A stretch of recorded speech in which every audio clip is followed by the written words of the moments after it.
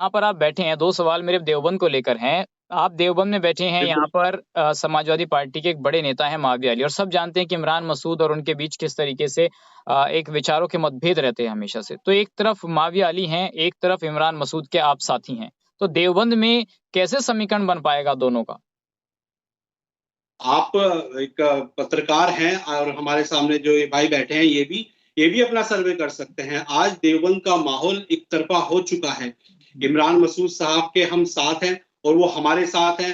Baspa party का भी base vote है और यहाँ पर क्योंकि मैं ही इलेक्शन लड़ूंगा, अगर ये जैन सीट रही तो इंशाल्लाह मैं ही इलेक्शन लड़ूंगा और आप देख सकते हैं यहाँ पर अगर देखेंगे तो हमें हर बिरादरी का वोट मिल रहा है, चाहे वो हिंदू भी हो, मुसलमान भी हो और मुस्लिम्स में जितनी सभी बिरादरी हैं, यानी कि मैं अंसारी हूँ, यहाँ पर हमारा बैंक वोट है, इसके अलावा सभी बिरादरी का वोट मिल रहा है और इंशाल्लाह मुझे उम्मीद है कि हम यहाँ से इलेक्शन हमारे जो काजी साहब हैं इमरान मसूद साहब उनकी सरपरस्ती में रहकर इंशाल्लाह यहाँ से कामयाबी फतेह करेंगे। लोग ये कहते हैं कि ठीक है इमरान मसूद होंगे जिले के लिए बड़े नेता, लेकिन देवबंद में उनका कोई खास फ़र्क नहीं रहता। नहीं, नहीं ऐसा कुछ नहीं है। ये लोगों का एक मुबालका है। इमरान मसूद साहब का काफ़ी फ़र्क रहता है। लेकिन आपको बताना चाहूँगा पिछले जो हमारे ये लोकसभा का इलेक्शन हुआ था, इसमें भी आप देख सकते हैं कि हमारे जो नेताजी हैं उन्हें तक 2 लाख से ऊपर वोट मिले थे। उस हालात में जब सभी लोग एक तरफ़ा बसपा के साथ लगे हुए थे। इसी को देखते हुए हमने भी यही निर्णय लिया था कि बिना किसी पार्टी के अगर ये समाजवादी से लड़ते या बीएसपी से लड़ते, लेकिन ये कांग्रेस से लड़ रहे थे जहां पर कांग्रेस का ऐसा कोई मामला नहीं था। सिर्फ उन्होंने अपने बलबूते इमरान मसूद साहब ने यहाँ से 2 लाख वोटों से ज्यादा लेने का काम किया था। तो जाहिर सी बात है कि इमरान मसूद साहब का एक वर्चस्व है और इंशाल्लाह ये वर्चस्व उनका बढ़ेगा और देवबंद में भी रिकॉर्ड तोड़ जीत उनकी झोली में जाएगी। देवबंद के लोगों ने हमें विधानसभा चुनाव में ये बताया था कि देखिए यहाँ पर माविया अली का ज़्यादा होल्ड है, खासकर मुस्लिम समाज के बीच अगर मैं मानूँ देवबंद के अंदर तो उनको एक अच्छे नेता के तौर पर, एक मास लीडर के तौर पर देखा जाता है।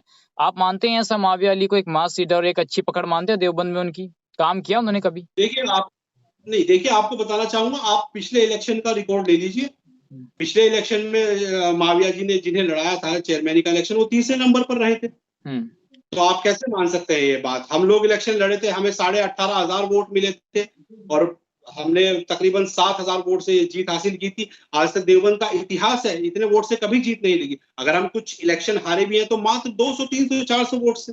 तो ये बात गलत है। लोग बात सिर्फ अफवाह उड़ाते हैं। आप रिकॉर्ड उठा के देख सकते हैं कि हम लोगों को कितने वोट यहाँ से हर बार मिले हैं। हमने हर मर्तबा यहाँ से फाइट की है। ठीक है सर, अंतिम सवाल मेरा आपसे ये है कि कुछ लोगों ने ये भी कहा कि देखिए अगर माविया अली यहाँ से विधानसभा का चुनाव लड़ते तो वो जीत सकते थे। तो कुछ ऐसा सिचुएशन बन सकता है फ्यूचर में अगर वो अपना भी यहाँ पर नगर निकाय के चुनाव में अपना उम्मीदवार उतारते हैं, तो क्या उसका फ़र्क पड़ेगा सपा से?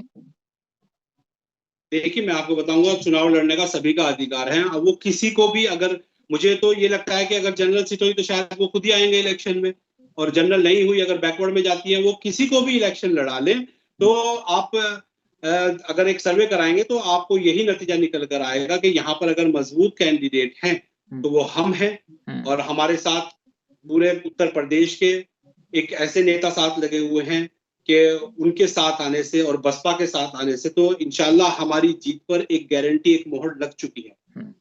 चलिए साहब, हमसे बात करने के लिए, अपना समय देने के लिए बहुत-बहुत धन्यवाद।